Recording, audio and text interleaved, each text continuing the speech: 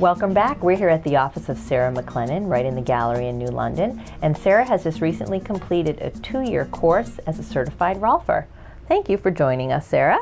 Thanks for having me. Oh, Lynn. sure, yeah. Now tell us about your history in body work and a little bit about your Rolfing certification. I've been a massage therapist for 22 years, always right here in this office. Oh, that's kind wow, of special. you're the senior tenant here, I think. I am the senior tenant. That's awesome. I spent 12 years studying craniosacral therapy from 1997 onward. And 2 years ago I started the Rolfing training. I was lucky. They allowed a training to happen regionally. Otherwise, usually you spend 16 weeks in Boulder, Colorado. And that would have been really hard for me to do with a busy practice. Sure. So we had a regional training in Vermont and New Hampshire with 8 students, and we were really fortunate to have a very special group of teachers.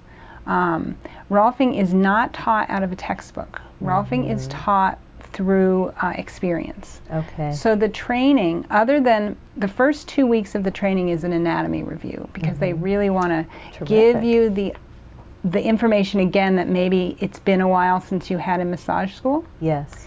And then the first year of the training, we work on each other under the supervision of the teacher. Sure. And we watch every day a demo that the teacher does on an outside client, and then in the afternoon we do sessions on each other.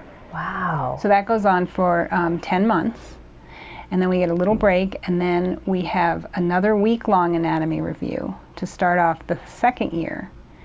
And then we work on outside clients. Okay. We each get 2 clients for the second year of the training, and we're under supervision.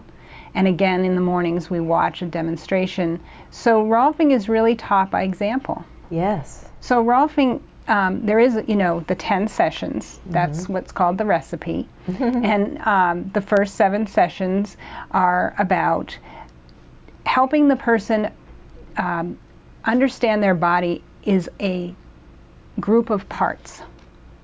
It's because a lot of times, you just think, oh, my arm. Oh, my arm hurts. Right, but you don't realize, oh, there's a wrist, there's an elbow, there's a shoulder, there's, the connection to the rib cage. Sure. So we're looking to help differentiate the body in sessions 1 through 7. And then in sessions 8, 9, and 10, we're looking at helping the person integrate this newly discovered differentiation into an integrated movement pattern. Okay. Wow. That's wonderful. It sounds like med school, honestly. The training in that is very, very intense over the 2 years. Yeah, and there are several other schools of what's called structural integration, and I just really had a sense that I wanted to go to the Rolf Institute. It was important to me. Super. Because of the quality of the training. Yeah. So quickly, why would someone have a Rolfing as a therapy? People who feel that they're not able to get beyond chronic issues, I would say, is the biggest benefit. Whether it from be Rolfing. pain, an old injury. An old injury.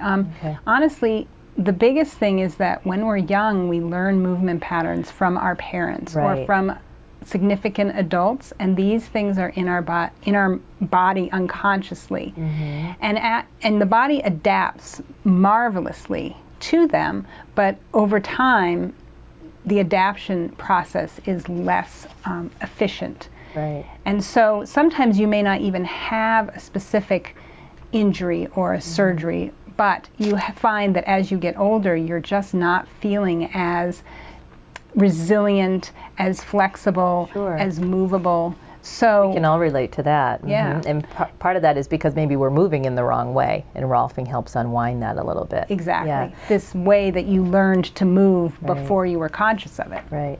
Tell us a little bit about what session 2 looks like. In a previous interview, we talked about session 1. What does session 2 entail? So session 2 is about helping the client find the ground.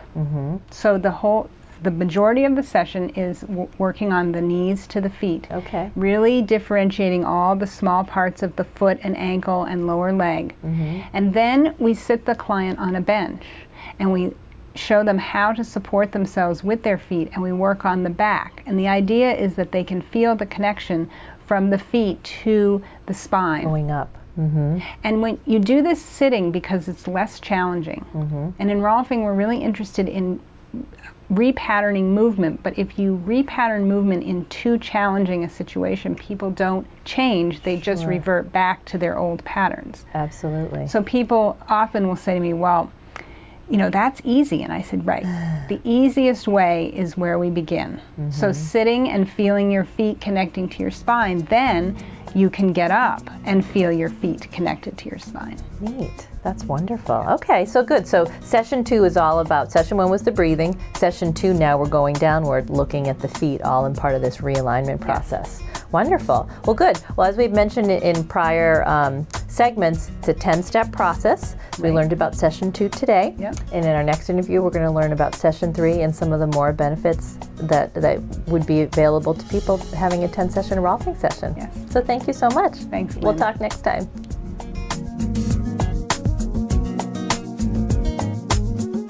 To check out more videos like this one, click here. And to find our YCN news, click here.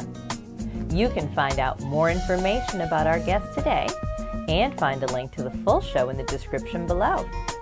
With new videos every week, be sure you subscribe to our channel and keep up with everything that's going on in the Kearsarge region. Thanks for watching the Kearsarge Chronicle. Goodbye.